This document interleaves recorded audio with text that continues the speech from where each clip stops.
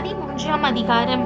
கர்த்தர் மோசேயை நோக்கி, நான் இஸ்ரவேல் புத்திரருக்கு கொடுக்கும் கானான் தேசத்தை சுற்றி பார்ப்பதற்கு நீ மனிதரை அனுப்பு.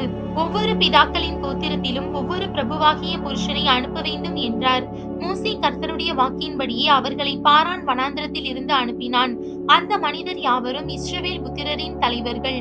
அவர்களுடைய நாமங்கள் ஆவன: ரூபன் கோத்திரத்தில் சக்கூரின் குமாரன் சம்முவா, சிமியோன் கோத்திரத்தில் ஓரியின் குமாரன் சாப்பாத், யூதா கோத்திரத்தில் எப்புன்னேயின் குமாரன் காலேப், இசக்கார் கோத்திரத்தில் யோசேப்பின் குமாரன் ஈகால், எப்ராயிம் கோத்திரத்தில் நூனின் குமாரன் ஓசேயா, பென்யமீன் கோத்திரத்தில் ரப்பூவின் குமாரன் பல்தி, செபுலோன் கோத்திரத்தில் சோதியின் குமாரன் காதியேல், யோசேப்பின் கோத்திரத்தை சேர்ந்த மனாசே கோத்திரத்தில் சூசின் குமாரன் காதி, தான் கோத்திரத்தில் கெமல்லியின் குமாரன் அம்மியேல், ஆசேர் கோத்திரத்தில் மிகாவேலின் குமாரன் சேத்தூர், நப்தலி கோத்திரத்தில் ஓப்பேசியின் குமாரன் நாகபி, காத் கோத்திரத்தில் மாகியின் குமாரன் கூவேல்.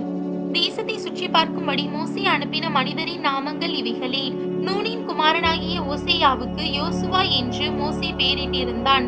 அவர்களை மோசே கானான் தேசத்தை சுற்றி பார்க்கும்படி அனுப்புகையில் அவர்களை நோக்கி, நீங்கள் இப்படி தெற்கே போய் மலையில் ஏறி தேசம் எப்படிப்பட்டதென்றும் அங்கே குடியிருக்கிற ஜனங்கள் பலவான்களோ பலவீனர்களோ கொஞ்சம் பேரோ அநேகம் பேரோ என்றும் அவர்கள் குடியிருக்கிற தேசம் எப்படிப்பட்டது, அது நல்லதோ கெட்டதோ என்றும் அவர்கள் பட்டணங்கள் எப்படிப்பட்டதென்றும் அவர்கள் கூடாரங்களில் குடியிருக்கிறவர்களோ கோட்டைகளில் குடியிருக்கிறவர்களோ என்றும் நிலம் எப்படிப்பட்டது, அது வளப்பமானதோ இளப்பமானதோ என்றும் அதில் விருட்சங்கள் உண்டோ இல்லையோ என்றும் பாருங்கள். தைரியம் கொண்டிருந்து தேசத்தின் கனிகளிலே சிலவற்றை கொண்டு வாருங்கள் என்றான். அக்காலம் திராட்சை செடி முதற் பழம் பழுக்கிற காலமாய் இருந்தது. அவர்கள் போய் சீன் வனாந்திரம் தொடங்கி ஆமாத்துக்கு போகிற வழியாகிய ரேகோப் மட்டும் தேசத்தை சுற்றி பார்த்து தெற்கேயும் சென்று எபிரோன் மட்டும் போனார்கள்.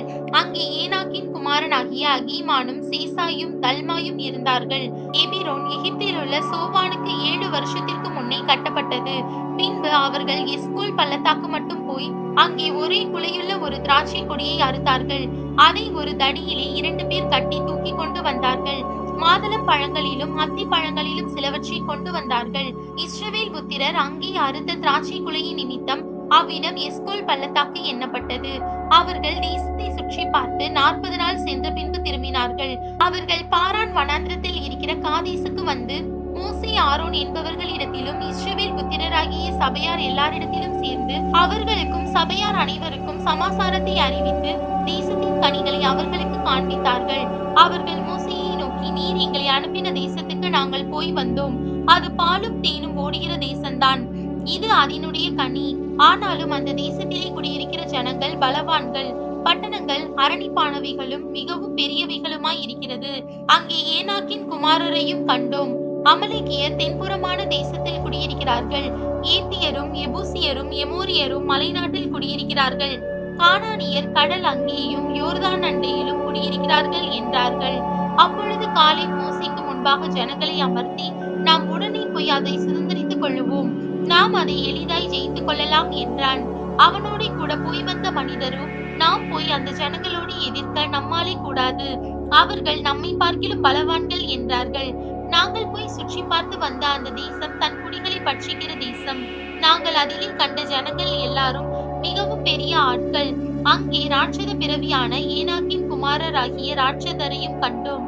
நாங்கள் எங்கள் பார்வைக்கு வெட்டுக்கிளிகளைப் போல் இருந்தோம், அவர்கள் பார்வைக்கும் அப்படியே இருந்தோம் என்று சொல்லி, இப்படி இஸ்ரவேல் புத்திரருக்குள்ளே தாங்கள் சுற்றி பார்த்து வந்த தேசத்தை குறித்து துர்ச்செய்தி பரம்ப செய்தார்கள்.